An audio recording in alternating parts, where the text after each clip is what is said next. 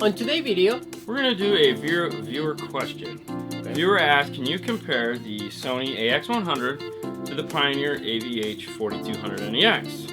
So, we're going to do it. Stay tuned.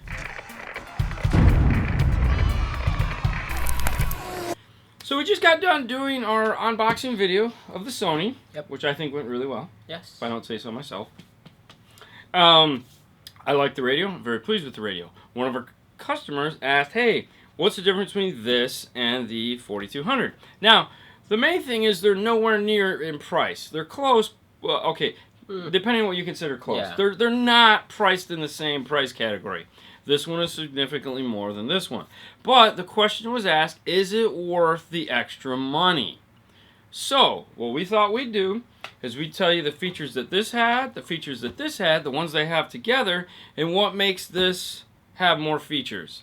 And if those features are worth the extra money. Now, that's up to you to decide because those features might not be anything you're interested in. We're just going to tell you the features and let you play it out in your head. Yes. As scary as that could be. Right? So, let's get started. Okay, so both of the radios they have, that we all know, Android Auto and Apple CarPlay, AM, FM. Now, where it separates, this also has HD radio. So, okay, this one has 10 languages. This one has 5 languages. And the languages are just, you know, the menus and what you can do with them. So, both of the radios, they are touchscreens. Now, this is a 6.4-inch touchscreen. This is a 7-inch motorized touchscreen with detachable face. It's also what's called clear resistive.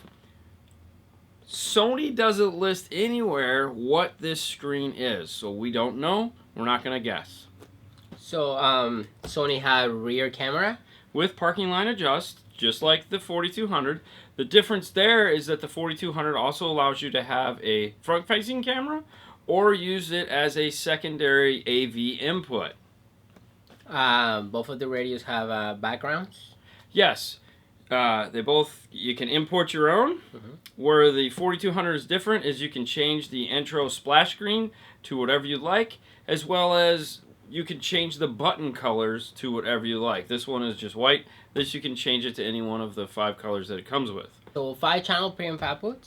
Now this one, that's front rear in a single sub. This has 6-channel preamp output and it's a 4-volt. Now, we there again have no idea what the Sony's putting out because Sony doesn't list the output voltage on the radio. So this has front rear sub, this has front rear subs, this just has dual sub outputs.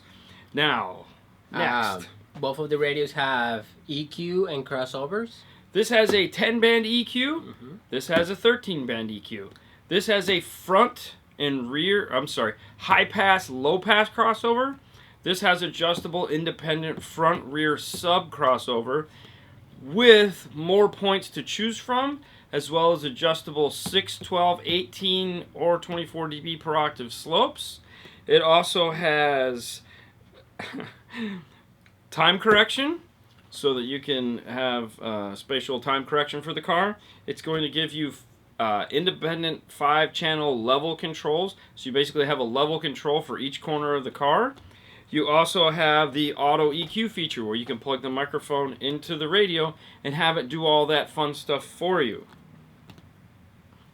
By all means. Well, mine have subwoofer level control.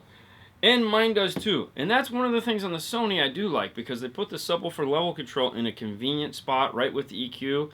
This you have to dig into the speaker level control to find the subwoofer volume. So for that it is cool. However, you can turn the subwoofer on and off with this one, as well as the rear speakers on and off with this one.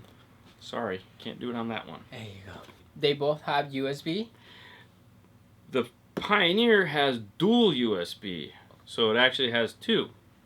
And this also has HDMI input. Sony has a double DIN with a single DIN chassis. The Pioneer has a double DIN with a double DIN chassis for the DVD player, the SD card, and the auxiliary that doesn't have. Now, because this has a DVD player, and it isn't NEX, it also has dual zone rear seat entertainment. So if you add headrests or an overhead, you can feed the DVD player from this to the rear seat. Also, as far as interfacing with the car, the Pioneer also gives you the ability to use the iData Link Maestro. Sorry, not Sony. Both of the radios have remote controls. That they do. And that brings us to the end of this comparison.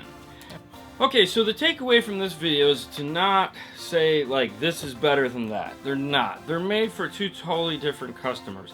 Not everybody needs all the stuff that comes in this, the auto EQ, the time correction, all that nonsense. Not everyone needs that. Some people need what this has. They just want a cool radio that they can do CarPlay or Android Auto with. At that price point, they don't feel the need to spend the money, okay? So, but what we wanted to do is just inform you of the differences. We don't want you to buy one or the other and be like, I'm never gonna use that, or I wish I had that, because that sucks. So, you know, we get that a lot. You know, people are like, oh, you know, it's like, it's a deal. But it's not if that was a feature you were hoping for. Like, one more thing is, there's no way in this radio to screen share your phone onto it. So like Netflix, Hulu, YouTube, any of that stuff? No. There's no possible way to do that on this Sony at all. If you're wanting to do that, you need this guy here. So that's also something to think about. And with that in mind, let's call this show a night showing and get the heck out of here. Okay, so thank you for watching. You guys can find us on Facebook, YouTube, and Instagram. And we do this 5 days a week. whether you like it or not. No, please like it. Yes. Subscribe. Yes, comment. like, thumbs up, comment, share it with friends, Please share. neighbors. Okay, enough pandering. You guys have a great night. We will see you later next time. Bye.